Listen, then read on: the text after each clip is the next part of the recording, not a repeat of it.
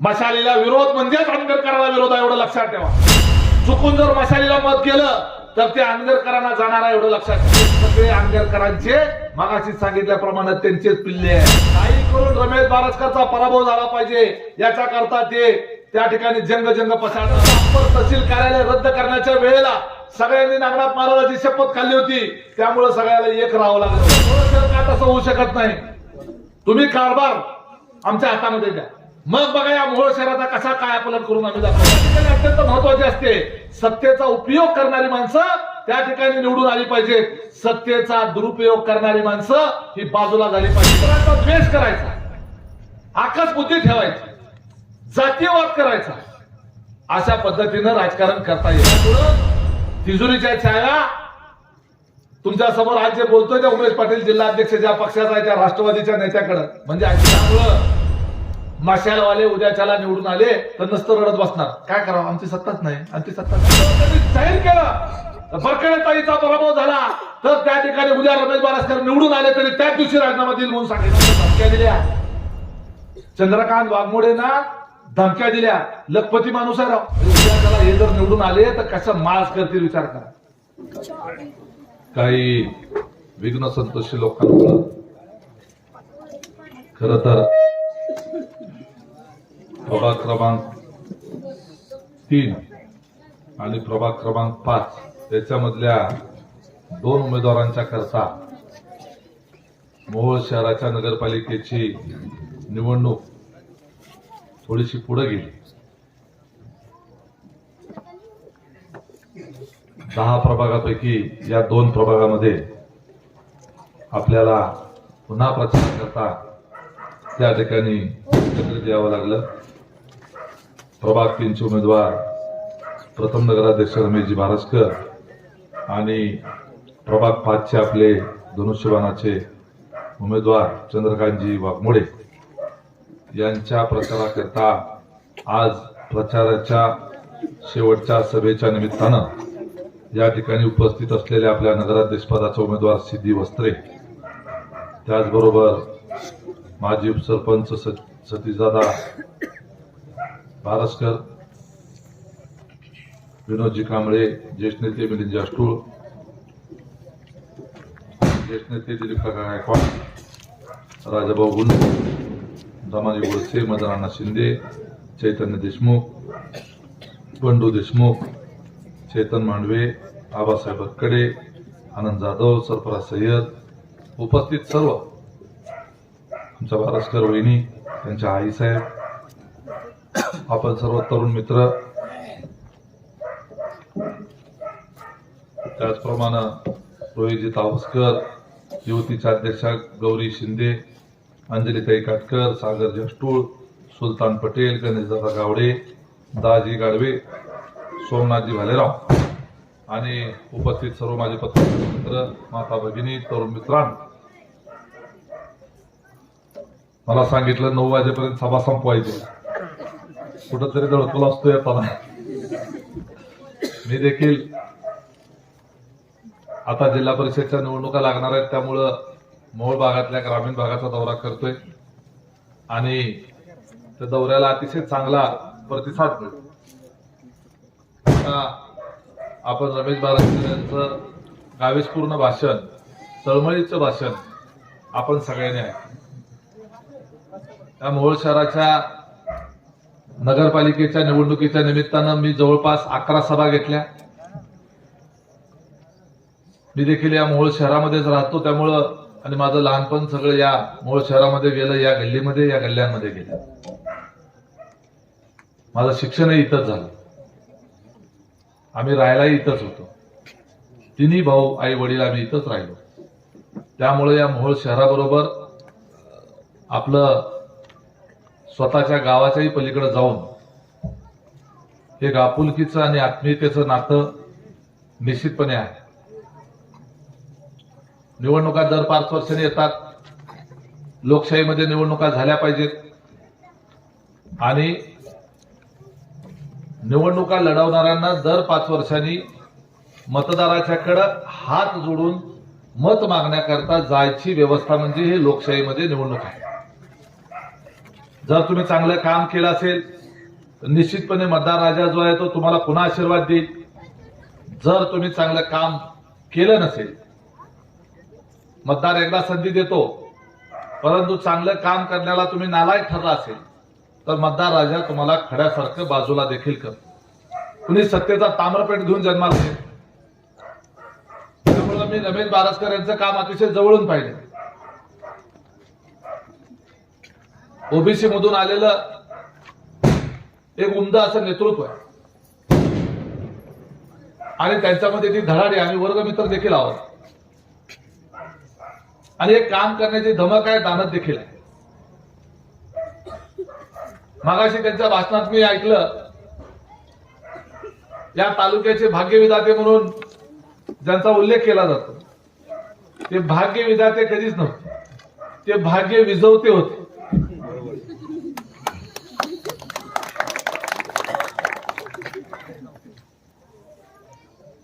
भाग्यविधाते असते तर मोहोळ तालुक्यातलं तहसील कार्यालय स्वतःच्या गावात घेऊन गेले नसते. रजिस्ट्रार ऑफिस जे कुरुलला किंवा कामतीला पाहिजे होतं त्यांच्या अनगरला घेऊन गेले नसते. उपजिल्हा रुग्णालय जे मोहोळमध्ये पाहिजे ते उपजिल्हा रुग्णालय अनगरला घेऊन गेले नसते. मोहोळची लोकसंख्या 50,000ची असताना इथं 40 कोटी रुपये पाणी पुरवठ्याच्या योजनेला येतात आणि अनगरची 10,000ची लोकसंख्या असताना तिथं 100 कोटी पाणी पुरवठ्याच्या योजनेला जातात. मोहोळला सुद्धा युवतीवरच पाणी येणार आहे, अनगरला सुद्धा युवतीवरच येणार आहे. मोहोळ शहराचा विस्तार केवढा, माझ्या घरापासून ती गाडवे वस्ती 5 किलोमीटरवर आहे. ती मळगे वस्ती अजून तिथं त्याच्या पलीकडे आहे. आपल्यातच आहे मळगे वस्ती वडवळ मध्ये, घ्यायला पाहिजे आपल्याला. दायंगरेवाडी इकडचं ते घाटणे नजीक पिंपरी जरा विस्तार झाला पाहिजे. स्टेशन मोहोळ स्टेशन एवढा मोठा मोहोळ शहराचा विस्तार आहे. आज हजारो कुटुंब आहेत. प्रत्येकाच्या घरामध्ये पाण्याची वितरण व्यवस्था जर जायची असेल तर त्याच्याकरता किती मोठा खर्च आहे. आणि मात्र आम्हाला तेवढी एवढ्या मोठ्या लोकसंख्येला एवढा विस्तार असलेल्या मोहोळाला जे तालुक्याचं गाव आहे, म्हणजे या तालुक्याचं नाव आहे, ह्या मतदारसंघाचं नाव आहे, त्या मोहोळ शहरावर अशा पद्धतीनं एक दुजाभावाने पक्षपात करण्याचं काम अंगरकर पाटलांनी केलं. आता या प्रभागामध्ये किंवा या मोहोळ शहराच्या बाबतीमध्ये अंगरकर पाटलांनी एक डाव खेळला. विधानसभा निवडणुकीच्या वेळेला त्यांच्या विरोधामध्ये सगळेजण एकत्र आले. त्या एकत्र येण्याला अनगरचं अप्पर तहसील कार्यालय कारणीभूत ठरलं आणि त्याच्याकरता मोहोळ तालुका बचाव संघर्ष समिती स्थापन झाली. काही स्वयंघोषित नेत्यांनी संघर्ष समिती आम्ही स्थापन केली, मी संस्थापक आहे असं स्वयंघोषित सांगायला सुरुवात केली. सांगू दे बाबा. त्या संघर्ष समितीच्या माध्यमातून या मोहोळ तालुक्यानं एक संघर्ष उभा केला. आज जर ते अप्पर तहसील कार्यालय तिथं त्या ठिकाणी अनगरला घेऊन गेलेले आहेत. ह्या मोहोळची बाजारपेठ उद्ध्वस्त करण्याच्या करता म्हणून हा डाव आहे. या मोहोळचं महत्व संपवण्याच्या करता हा कुटील डाव आहे. या मोहोळचं अस्तित्व नामशेष करायचं. कारण कैलासवासी शाजीराव पाटलांच्या काळापासून या मोहोळ शहराने स्वाभिमान जपत कधी अंगरकरला साथ दिली नाही. त्यांच्या जुलूम अत्याचाराला कधीही या मोहोळ शहराने दाद दिली नाही. या मोहोळ शहरानं अंगरकरांच्या विरोधामध्ये प्रत्येक वेळेला दंड थोपटून लढण्याची भूमिका घेतली. त्यामुळे या मोहोळ शहराचा माज उतरवण्याच्या करता, या मोहोळ शहराचं अस्तित्व संपवून टाकायचं, याचं महत्व संपवून टाकायचं, याच्या करता म्हणून अनगरला इथलं अप्पर तहसील कार्यालय नेलं. 42 गावं त्या मोहोळ शहराची संबंधित असलेली अनगरला जोडली. जी 42 गावं या मोहोळ शहरामध्ये रोज येतात, या गावातला प्रत्येक माणूस कुठल्या ना कुठल्या कारणाच्या निमित्ताने या मोहोळमध्ये येतो. तो मोहोळमध्ये तहसील कचेरीच्या निमित्तानं कामाच्या निमित्तानं येत असतो त्याचं मोहोळमध्ये येणं बंद झालं पाहिजे. त्या मोहोळची बाजारपेठ भकास झाली पाहिजे. इथल्या दुकानदारांना गिराईक मिळालं नाही पाहिजे. आणि हळूहळू हे बकाल मोहोळ करण्याच्या करता म्हणून हा कुटील डाव रचणारे अंगरकर पाटील यांना खरं तर या मोहोळ शहरामध्ये पाऊल सुद्धा ठेवू दिलं नाही पाहिजे.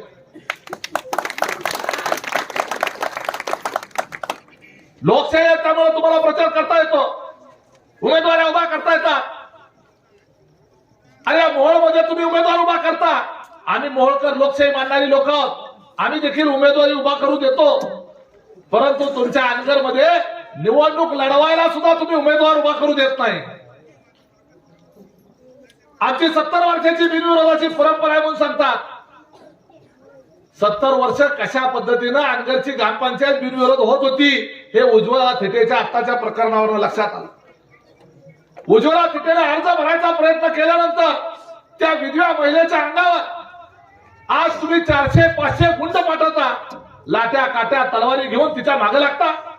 आणि एका महिलेच्या वर दादागिरी करण्याचा करता, दंडेलशाही गाजवण्याचा करता कसले मर्द तुम्ही. अशा पद्धतीने एका बाईच्या, एका अबला स्त्रीच्या, एका भगिनीच्या काय झालं असतं 2 मतं विरोधात गेली असती. परंतु आमच्या बिनविरोध परंपरेला पट्टा लागायला नको म्हणून लोकशाही पायदळी तोडण्याचं काम केलं. अरे यांची परंपरा मोठी का डॉक्टर बाबासाहेब आंबेडकरांनी दिलेली राज्यघटना आणि आपल्या देशाची लोकशाही मोठी. हे प्रजासत्ताक राज्य आहे, हा प्रजासत्ताक देश आहे. आणि म्हणून सांगतो निवडणुका झाल्या पाहिजे.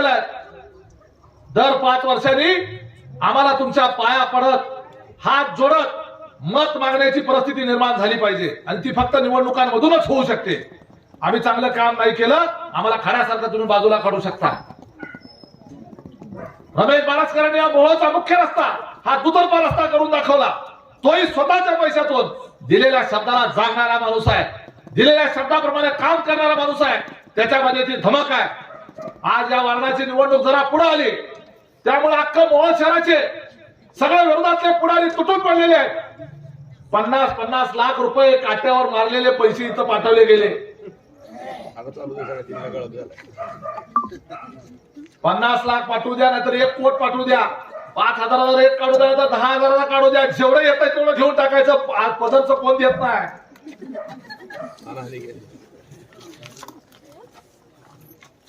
एका ताटात खानाला 300 किलो काटा मारते ती. 5 लाख टन डाळपाचा हिशोब धरला. एका सीझनला 50 कोटी रुपये नुसतं काटा मारून कमवते. त्यामुळे चिंता अजिबात नाही. गोरगरीब शेतकऱ्याचे पैसे, शेतकरी कष्टाने आणि घामानं जो ऊस पिकवलेला असतो त्या ऊसाचा काटा मारून करोडो रुपये कमवलेले आहेत. त्या हडप केलेल्या कारखान्याच्या जीवावर मिळवलेला जो पैसा आहे तो पैसा तुम्ही आज रमेश बारसकरांना पराभव करण्याच्या करता, चंद्रकांत वाघमोडेचा पराभव करण्याच्या करता तुम्ही वापरताय. या लोकांचा हा माज उतरवला पाहिजे.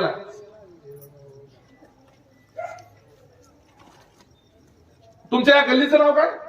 लाल तांबडी माती, तांबडी माती गल्ली. इकडं नागनाथ गल्ली, ही नागनाथ गल्ली ना.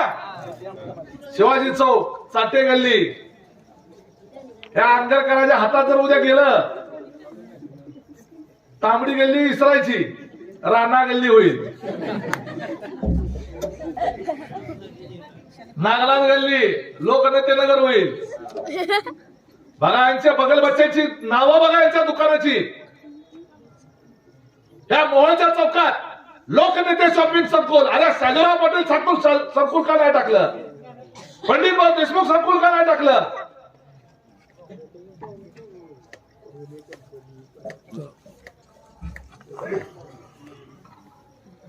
अरे आजच्या काळातल्या आपल्या सिकंदर शेखचं सुद्धा नाव देता आलं असतं. हिंद केसरी, महाराष्ट्र केसरी आमचा अभिमान आणि आमचा स्वाभिमान. राजन पाटील म्हणतात पदरचं कोण खर्च करत नसतं. त्या सिकंदर शेखचा खुराकाचा खर्च रमेश बारसकरने केला. आणि त्या सिकंदर शेखने सगळ्या पंजाब आणि हरियाणाच्या सगळ्या पैलवानांना पराभूत केलं आणि उद्या हिंद केसरीमध्ये सिकंदर शेखला रडीचा डाव करून त्या स्पर्धेतच त्याला भाग घेता येऊ नये म्हणून त्याला एका खोट्या गुन्ह्यामध्ये अडकावलं. 5 कोटी रुपये वर्षाची कमाई नुसती कुस्त्या खेळून कुस्त्याच्या बक्षिसातून मिळवतो. किमान 5-25 ट्रॅक्टर त्याला बक्षीस म्हणून मिळाले, 10-15 जीप गाड्या मिळाल्या, मशीन गाडी किती मिळाल्या त्याचं मापच नाही. एक कुस्ती खेळलं की किमान लाख रुपयाचं बक्षीस मिळतं. वर्षातून 300-350 कुस्त्या सिकंदर शेख करतो. हिशोब करा, गाई किती, म्हशी किती, गाड्या किती, ट्रॅक्टर किती, बुलेट किती आणि रोख मिळालेले पैसे किती. आणि ती 20,000 रुपयाच्या त्या बंदुकीसाठी तस्करी करत. 20,000 रुपयासाठी कुणाला तरी पटेल काय. आणि त्या सिकंदर शेखला अडकावलं. आणि तसंच षडयंत्र आज रमेश बारसकरांच्या विरोधात आहे, एवढं लक्षात ठेवा. रमेश बारसकर आपला माणूस आहे, आपल्या गावचा आहे, आपल्या गल्लीतला आहे. तो उद्या महाराष्ट्राचा नेता होणार, एवढं लक्षात ठेवा. तुमच्या भागातल्या माणसाला संपवण्याचा करता अनगरचे पाटील आणि त्यांना सामील असलेले या मोहोळ गावातले गटार लोक जे आहेत त्यांना तुम्ही अजिबात बळी पडू नका. ह्या मशालवाल्या लोकांची घरं प्रपंच आज आंगरकर पाटलांच्या जीवावर चाललेली आहे. अरे साधा कार्यकर्त्याला त्यांना कधी चहा पाजायचं माहित नाही, उलट त्याच्यात पैशाने चहा पिते आणि सांगतात बसल्या बसल्या हे जरा एक पुडी घेऊन ये. त्या पुढीचं पैसेच देत नाही बरोबर. त्यानं पळत पळत जायचं, आणायचं, माहिती खायची. अरे काय तुम्ही काय केलं या मोहोळ शहरासाठी? मशालवाल्या नेत्यांनी सांगावं. आता बारसकर म्हणाले एवढ्या निवडणुका तुम्ही अनगरकर पाटलाच्या विरोधात लढवल्या, परंतु तुम्हाला अनगरकर पाटलाचा पराभव करता आला नाही आणि त्यामुळं तुम्ही त्यांच्या विरोधामध्ये शरणागती स्वीकारली. आणि आपण यांच्या विरोधात लढून जिंकू शकत नाही. जिंकायचं असेल तर त्यांच्या बरोबर सामील झालं पाहिजे म्हणून त्यांनी पक्षांतर केलं, पुन्हा माघारी आले. विधानसभा निवडणुकीच्या काळामध्ये सांगितलं की 100% खरं आहे. सारखं उसायचं फुगायचं चालू होतं काय. अरे अंगरकरांचा पराभव करायचा, आपलं तहसील कार्यालय तिकडे नेलंय, आपली लढाई आहे तर रुसता कशाला आणि फुकता कशाला. ह्याचा फुटू मोठा कान, त्याचा फुटू मोठा कान, ही कोण ठरवणार ती कोण ठरवणार, एवढी नाटकं चाललेली होती. प्रचार सोडून आमची धुनी धरण्यात आमचा वेळ जात होता. ह्यांचा रुसवून फुगवून काढण्यात आमचा वेळ 100दा बैठका. आणि त्यामुळे ज्याला आत्मीयता आहे, ज्याला मोहोळ शहरावर प्रेम आहे, ज्या मोहोळ शहराची गल्लीला गल्ली ज्याला माहित आहे, तुमच्या हातामध्ये ज्यावेळेला कारभार होता त्यावेळेला या मोहोळ शहरासाठी काय केलं. ज्यावेळेला तुम्ही या मोहोळ शहराची मतं घेऊन जिल्हा परिषदेचे सदस्य झाला त्यावेळेला या मोहोळ शहराच्या करता काय केलं. या मोहोळ शहरासाठी विकासाचं एक जरी काम केलं असतं तर त्याच्यावर तुम्ही बोला. रमेश बारसकरांनी या मोहोळ शहराचा मध्यवर्ती रस्ता करून दाखवला. या मोहोळ शहरामध्ये जे गाळेधारक होते, ज्यांच्यावर आजही जिल्हा परिषदची मालकी होती, ते गाळेधारक दुकानदार, जे दुकान त्यांचं होतं पण मालकी त्यांची नव्हती, ती मालकी जी आहे अशा 200-250 लोकांना मालकी मिळवून देण्याचं काम रमेश बारसकरने केलं. आज तुम्हाला अभिवाचन देतो, या शहरामधले 20च्या 20 नगरसेवक आपले निवडून येतील, नगराध्यक्षही आपला निवडून येणार आहे. या ठिकाणी रमेश बारसकर गड आला पण सिंह गेला, अजिबात असला मनात विचार आणू नका. सिंह दरकाऱ्या फोडत प्रचंड मताधिक्याने निवडून येणार, एवढं लक्षात ठेवा. तुम्हाला वचन आहे, तुम्हाला शब्द आहे, लक्षात घ्या. उमेश पाटील खंबीरपणे रमेश बारसकरांच्या पाठीशी उभा आहे, खंबीरपणे उभा आहे. अजितदादाची सगळी ताकद या मोहोळ शहराच्या पाठीशी उभा करणार, पर्यायानं रमेश बारसकरांच्या पाठीशी उभा करणार. ते शिवसेनेत असले तरी मूळचे राष्ट्रवादीचे आहेत. शिवाय माझे मित्र आहेत, माझे सहकारी आहेत, अतिशय प्राणपणाने अनगरकरांच्या विरोधात संघर्ष केलेला आहे. हे म्हणतात नगराध्यक्ष आम्ही केला, घंटा तुम्ही केला, नगराध्यक्ष अजित पवारांनी केला, उमेश पाटील घेऊन गेला होता अजितदादांकडे. तुम्ही करणार नाही तर कोणाला करणार होता मग? पर्याय कोण होता तुमच्या पुढं?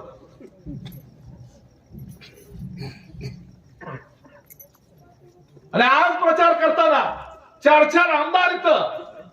रमेशजी बारसकर, चांगलं लक्षण आहे. तुम्ही अजून मोठे होणार आहात ह्याचं ते लक्षण आहे.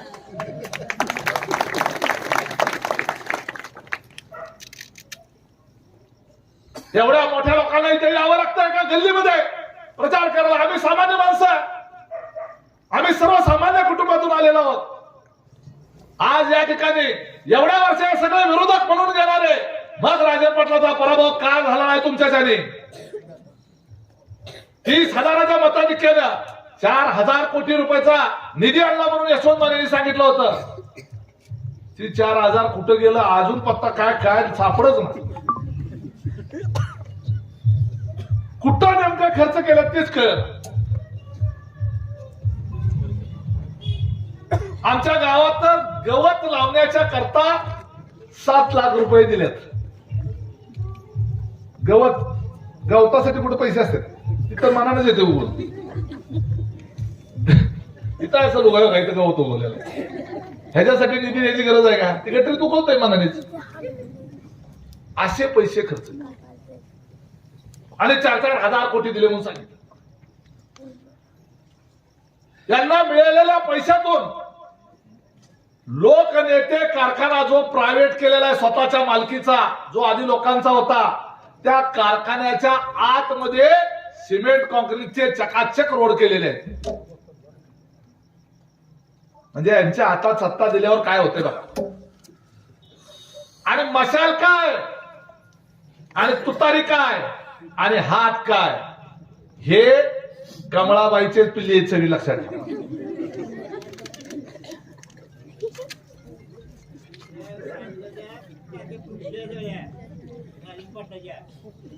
हे कमळाबाईची पिल्ली आहेत.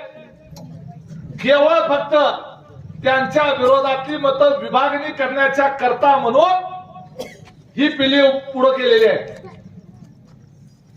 आणि आतून अंडरस्टँडिंग आहे.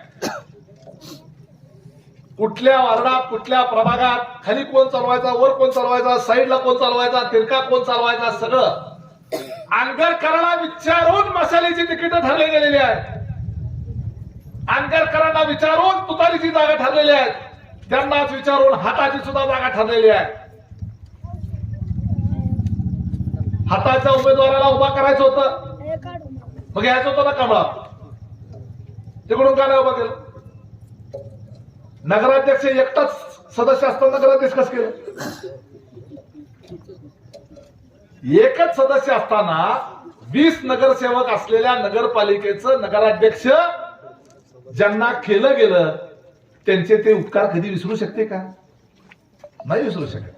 मग आता जबाबदारी काय दिली? मत खायची दिली. त्यामुळे मोहोळ शहरामध्ये अशा पद्धतीनं अरे विरोधकांना एकत्र येऊन लढायचं होतं, कुणी अडवलं होतं? आम्ही तर तुम्हाला प्रस्ताव दिला होता, नगराध्यक्ष सुद्धा तुमचा चिठ्ठी टाकून कडू असं म्हटलं होतं. 5-5 जागा 4-4 जागा जे तिथं वाटून घेऊ आपण. आंगरकर पाटलांना इथं घुसू द्यायचं नाही, आंगरकर राक्षस मोहोळमध्ये येऊ द्यायचं नाही, असा जर आपला निर्धार असेल आपण एकत्रित लढू. हा प्रस्ताव कौशिक कट्या गायकवाडांच्या घरामध्ये रमेश बारसकर तिथे हजर होते, पिपटोपा देशमुख त्या ठिकाणी होते, मी होतो, दीपक मेंबर होते. हा प्रस्ताव त्यांनी ठुकारला, नाकारला. का बरं? कारण प्रस्ताव नाकारण्याच्या करता फी मिळणार होती. आणि म्हणून हे षडयंत्र जे आहे, हे षडयंत्र या आता चंद्रकांत वाघमोडे आणि रमेश बारसकर हे दोघंच आहे. हे षडयंत्र आपण सगळ्यांनी ओळखलं पाहिजे. पुन्हा एकदा सांगतो, 5,000 रुपयाचा रेट काढू द्या, 10,000चा काढू द्या, येतील ते घ्या, परंतु मतदान केवळ फक्त धनुष्यबाण म्हणजे धनुष्यबाण, नाहीतर काहीच करणार बघा तुमचं. पुन्हा भविष्य अंधकारमय आहे. एकदा जर हे घुसले आपल्या इथं जी उज्ज्वला थिटेची अवस्था यांनी केली तशी अवस्था या मोहोळ मधल्या प्रत्येकाची झाल्याशिवाय राहणार। यांचा माज आणि मस्ती तुम्ही बघितलेली आहे। 15 दिवस फक्त पक्ष सोडून झालता, 15 दिवस। आंगरकर पाटलांनी भारतीय जनता पार्टीमध्ये प्रवेश करून 15 दिवस झाले।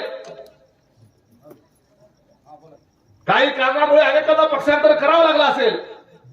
मोहिते पाटलांनी पक्षांतर केलं, परंतु कधी ते पवार साहेबांवर अजितदादावर उलटले नाहीत। कधी बोलले उलपाट काय, कधी काही चुकीचं वक्तव्य केलं पवार साहेबांच्या बाबतीत, अजितदादाच्या बाबतीत? मोहिते पाटलांनी परिचारकांनी पक्ष सोडला, त्यांनी काय उलट सुलट वक्तव्य केलं? बागल कुटुंबाने करमाळ्याचा पक्ष सोडला, त्यांनी कधी पवार कुटुंबाच्या विरोधात काही बोलले?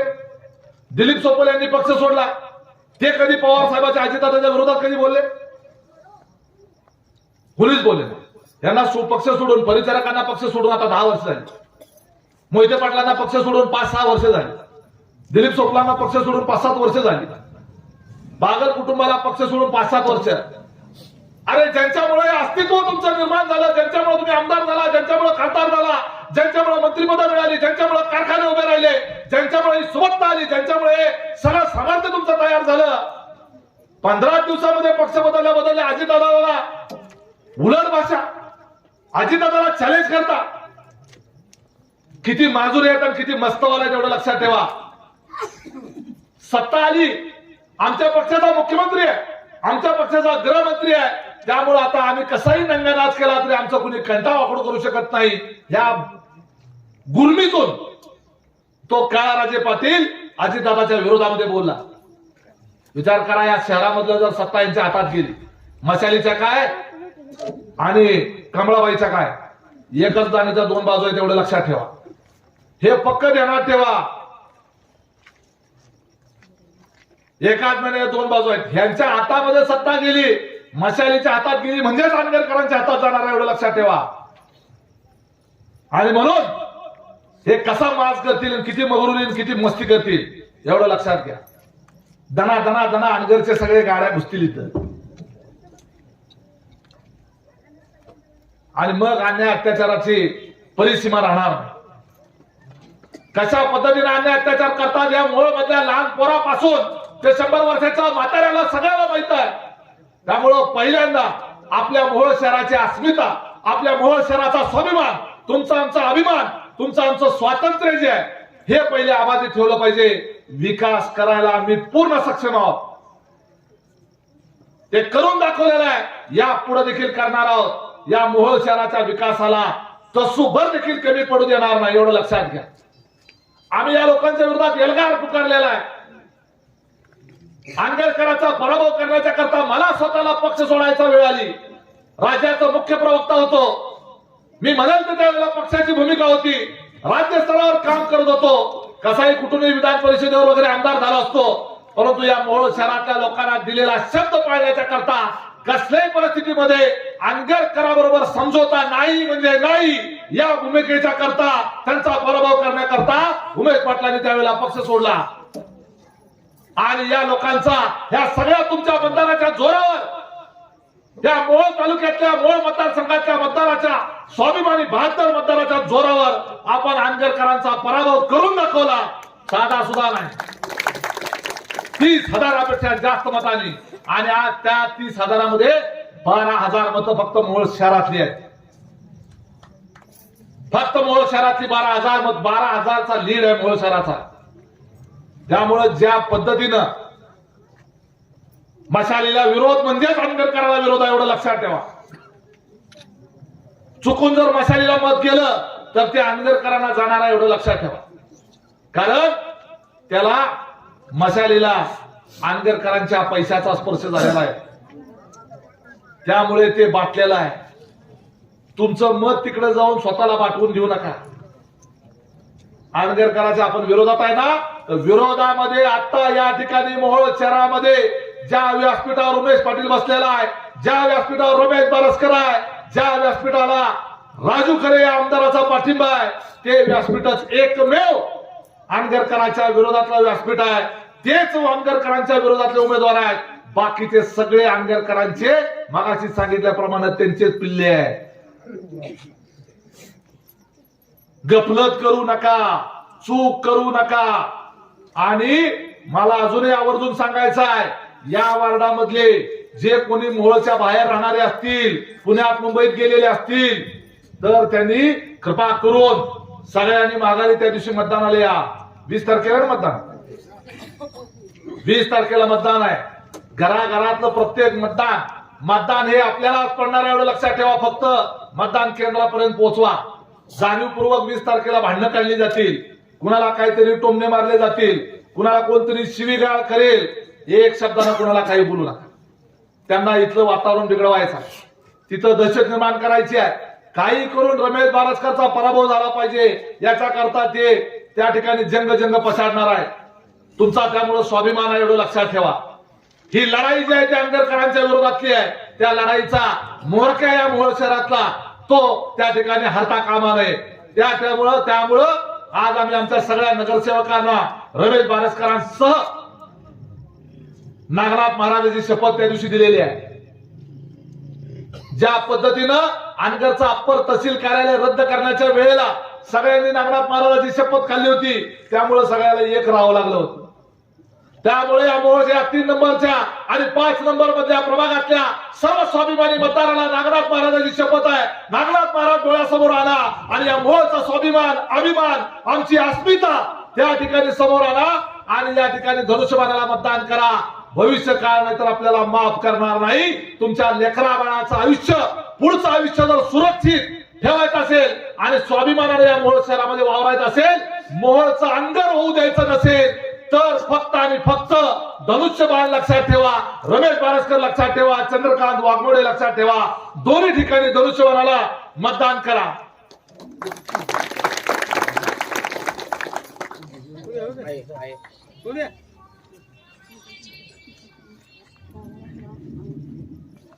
मोहोळ शहराच्या प्रश्नांच्या बाबतीमध्ये आपण अनेक वेळेला या सगळ्या 11 सभांमध्ये चर्चा केलेलीच आहे. तरी सुद्धा या मोहोळ शहरामध्ये अजून बरेच प्रश्न प्रलंबित आहेत. या शहराचा बकालपणा आपल्याला घालवावा लागणार आहे. बारामतीमध्ये खरं तर तुम्हाला एकदा घेऊन जायला पाहिजे. बारामती शहरामधून जो कॅनल गेलेला आहे, त्या कॅनलच्या कडेनी अशा पद्धतीनं त्याचं सुशोभीकरण केलेलं आहे की त्या ठिकाणी बगीचा असल्याप्रमाणे लोक फिरायला जातात. आपल्याकडे फिरायला जायची परिस्थिती आहे का? कॅनलच्या कडेनी काही सकाळी तर काही वेगळंच चाललेलं आहे. त्यामुळे सांभाळत चालत जावं लागतं. कुठं केक कापला जाईल काही सांगता येत नाही.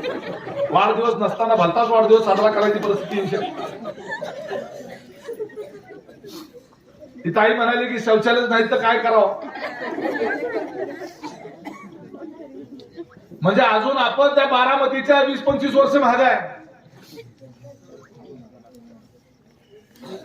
आज युरोपमध्ये सिंगापूर सारखं ते बारामती केलं. आपल्या भारतातलंच आहे ना, आपल्या महाराष्ट्रातच आहे. तेही आपल्यासारखंच एक जिरायती भागातलं शहर आहे. मग आमचं मोहोळ शहर का तसं होऊ शकत नाही? तुम्ही कारभार आमच्या हातामध्ये द्या, मग बघा या मोहोळ शहराचा कसा कायापालट करून आम्ही दाखवतो. सत्ता त्या ठिकाणी अत्यंत महत्वाची असते. सत्तेचा उपयोग करणारी माणसं त्या ठिकाणी निवडून आली पाहिजेत. सत्तेचा दुरुपयोग करणारी माणसं ही बाजूला झाली पाहिजेत. एक फोन मला सांगाव, मसालावाला नेता उद्या त्या ठिकाणी काही तहसीलदारकडे काम पडलं तर फोन लावतो. एमएससीबीच्या अधिकाऱ्याला कधी फोन लावतो, एसपी कलेक्टरला फोन लावतो, कमिशनरला फोन लावतो. मुळात ही उठलेली नसते, ती कधी जागते ती कधी झोपलेली असते, यांचा पत्ता येणार नसतो. सर्वसामान्य माणसाचं एकही काम करण्याची कुवत पण नाही, क्षमता पण नाही आणि त्यांची इच्छा पण नाही. आयुष्यामध्ये हरलेली माणसं आहेत, पराभूत मानसिकतेची माणसं आहेत. इतरांचा द्वेष करायचा, आकाश बुद्धी ठेवायची, जातीयवाद करायचा, अशा पद्धतीनं राजकारण करता येत. सार्वजनिक जीवनामध्ये आपल्याला सर्व समाज घटकांना सोबत घ्यावं लागतं. सर्व जाती धर्माच्या माणसांचा हा देश आहे, हे राज्य आहे. या राज्यावर, या देशावर सगळ्या समाजाचा समान अधिकार आहे. त्यामुळे अशी जातीयवादी विचाराची माणसं सुद्धा त्या ठिकाणी आपल्याला बाजूला केली पाहिजे. गोरगरीब माणसाच्या पाठीशी उभं राहणारी, तळागाळातून आलेली, ज्यांनी गरिबीचे चटके सोसलेले, अशा माणसांच्या हातामध्ये सत्तेची सूत्र असण्याची गरज आहे. कारण ज्यांनी चटके भोगलेले आहेत त्यामुळं त्यालाच माहिती असतं की गरिबी काय असते, गरिबीचे चटके काय असतात. त्यामुळे अशा माणसांच्या पाठीशी आपण राहिलं पाहिजे. रमेश बारसकरांनी फार मोठा संघर्ष केलेला आहे, फार मोठं धाडस पण केलेलं आहे. त्या संघर्षाला कुठेही गालबोट लागणार नाही याची काळजी आपल्याला घ्यावी लागणार आहे. ते आज शिवसेनेच्या ओबीसी विभागाचे राज्याचे प्रमुख आहेत. एकनाथ शिंदे साहेबांच्या पक्षामध्ये अत्यंत मानाच्या पदावर आहे. आज या ठिकाणी आपला नगराध्यक्ष रमेश बारसकरांसकट सर्व नगरसेवक त्या ठिकाणी निवडून आल्यानंतर अजितदादा असतील आणि एकनाथ शिंदे साहेब असतील, आज त्यांची सत्ता आहे वर. त्या मोहोळ शहराला आज जर जो काही विकास करायचा असेल, तुमच्या इथं पेवर ब्लॉक करायचे असतील, रस्ते करायचे असतील, अंडरग्राउंड ड्रेनेज करायचं असेल, शौचालय बांधायचे असेल, क्रीडांगण करायचं असेल, सुशोभीकरण करायचं असेल, दवाखाना आणायचा असेल, इतर सर्व सोयी सुविधा आमच्या ज्येष्ठ नागरिकांसाठी, आमच्या महिलांसाठी करायच्या असतील, आमच्या या ठिकाणी काम करणाऱ्या सफाई कामगारांचा प्रश्न सोडवायचा असेल, त्यांचा पगार वाढवायचा असेल, या आणि अनेक प्रकारच्या आपल्याला नगरपालिकाची इमारत बांधायची असेल, या सगळ्या करता मोठ्या प्रमाणावर निधी लागणार आहे. आणि वर सरकार महायुतीचं आहे, मशालवाल्याचं नाही. आणि शहराच्या करता निधी देण्याचा अधिकार, शहराच्या करता निधीला मंजुरी देण्याचा अधिकार हा एकनाथ शिंदे यांच्याकडे आहे. त्यामुळे धनुष्यबाणाकडे.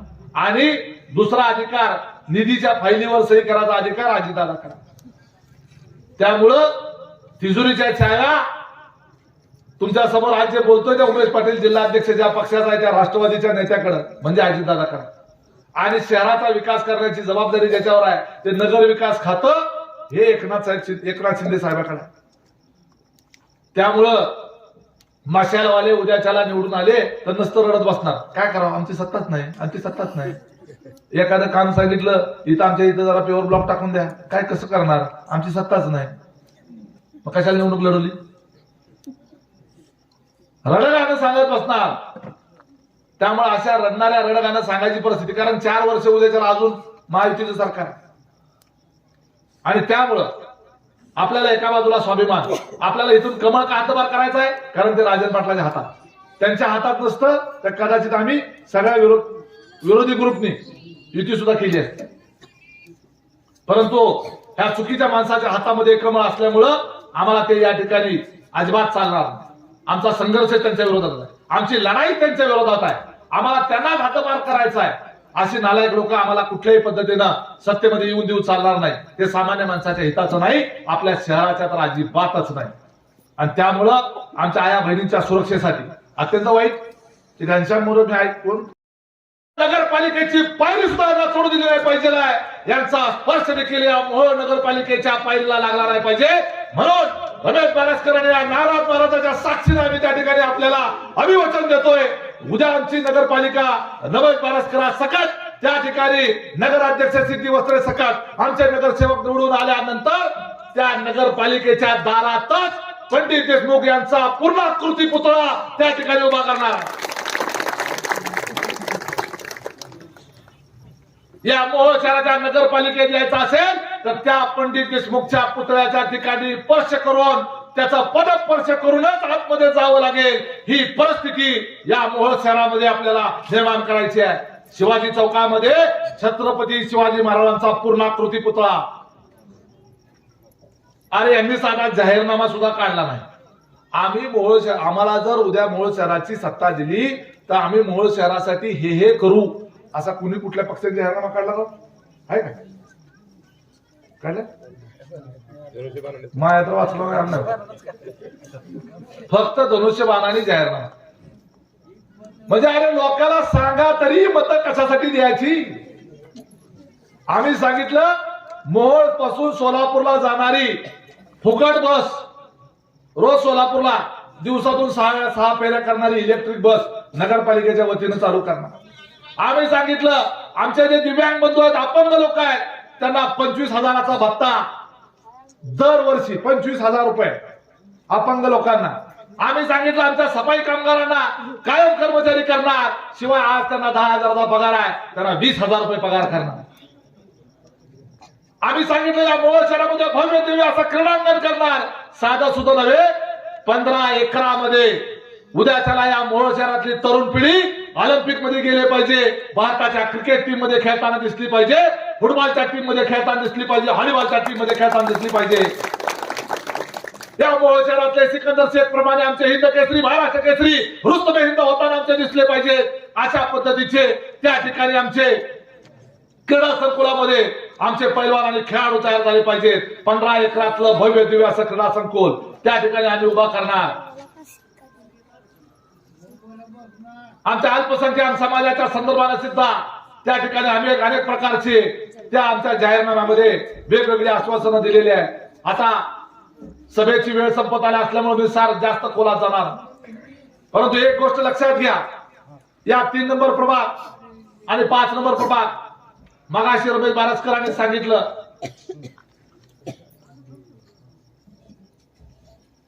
कुणीतरी अफवा पसरवली की रमेश बारसकरांच्या सोबत असलेल्या आमच्या बरकडे ताई, बरोबर ना, यांच्या बाबतीमध्ये विरोधकांनी असा प्रचार केला की एक मत इकडं एक मत तिकडं, बरोबर ना. परंतु जो सच्चा कार्यकर्ता असतो, अरे त्याला नेता येतो. आज तुमच्या पॅनल प्रमुख आहे, प्रत्येक नगरसेवक त्यांना निवडून आणायचा आहे, स्वतः पुरता बघणारा हा माणूस नाही आहे. 5 वर्षापूर्वी संबंध मोहोळ शहरामध्ये सगळे उमेदवार उभा केले होते. एक जरी उमेदवार पडला तर त्याला कमीपणा, उद्या रमेश बारसकरांचा आमचा कमीपणा होणार आहे. त्यामुळे त्यांनी जाहीर केलं बरकडे ताईचा पराभव झाला तर त्या ठिकाणी उद्या रमेश बारसकर निवडून आले तरी त्याच दिवशी राजीनामा देईल म्हणून सांगितलं. याला म्हणायचा इमानदारी, याला म्हणायचं प्रामाणिकपणा.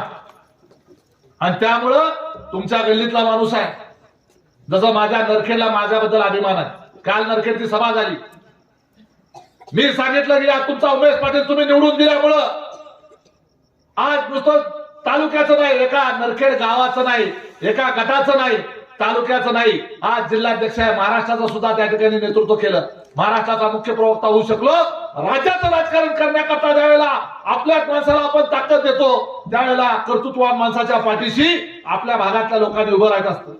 माझं नरखेड गाव आणि माझा नरखेड परिसर खंबीरपणे माझ्या पाठीशी उभं राहिला, कारण त्यांना माहित आहे हा आपल्यासाठी प्रामाणिकपणे काम करणारा कार्यकर्ता आहे, आपला तो अभिमान आहे, आपला स्वाभिमान आहे. तसा या गल्लीचा स्वाभिमान रमेश बारसकर आहे. अजितदादापासून शरद पवारांपासून एकनाथ शिंदे पर्यंत प्रत्येक नेता रमेश बारसकरांना ओळखतो. यांना मोहोळची गल्ली सोडलं तर बाहेर कोण कुत्र सुद्धा ओळखत नाही. कुणाबद्दल बोललो असेल ते ओळखून घ्या. त्यामुळे आपला जर विकास व्हायचा असेल, आपली जर कामं व्हायची असेल, वरपर्यंत पहुंच असलेला माणूस त्या ठिकाणी आपण निवडून दिला पाहिजे, त्याला आपण नेता केला पाहिजे. आम्ही रमेश बारसकरांना नेता मानतो. मी राज्याचं राजकारण केलंय, महाराष्ट्राचा अध्यक्ष होतो. माझे जे सहकार्य म्हणून नव्हे तर त्या माणसामध्ये गट्स आहे, धमाका आहे, त्याच्यामध्ये ताकद आहे, काम करण्याची तळमळ आहे, प्रामाणिकपणा आहे, एक हिंमत आहे.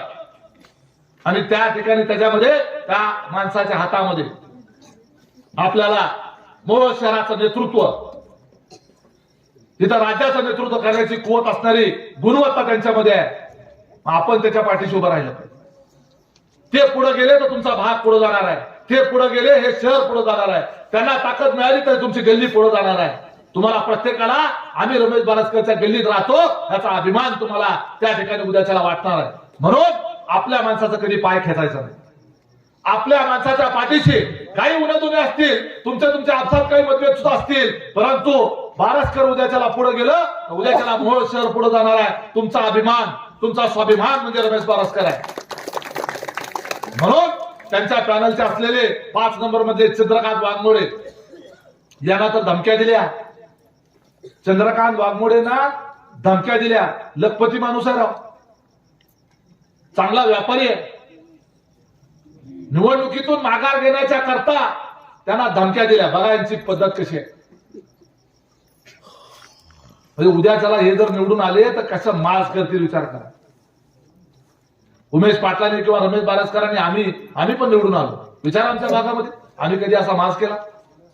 विचार आमच्या कुठल्याही मतदाराला, कुठल्याही गावाच्या कुठल्याही माणसाला विचारा की आज उमेश पाटलांनी एवढी ताकद आहे सगळ्या महाराष्ट्रभर, अजितदादा बरोबर हेलिकॉप्टरमध्ये फिरतो, राज्याचा मुख्य प्रवक्ता होतो, राज्याचा अध्यक्ष होतो, कधी एक शब्दाने तरी कोणावर दादागिरी केली?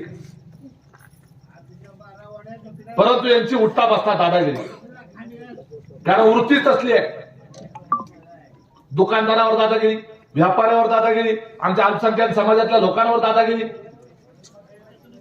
अरे त्याला निवडणूक लढण्याचा अधिकार संविधानाने तो अधिकार दिलेला आहे.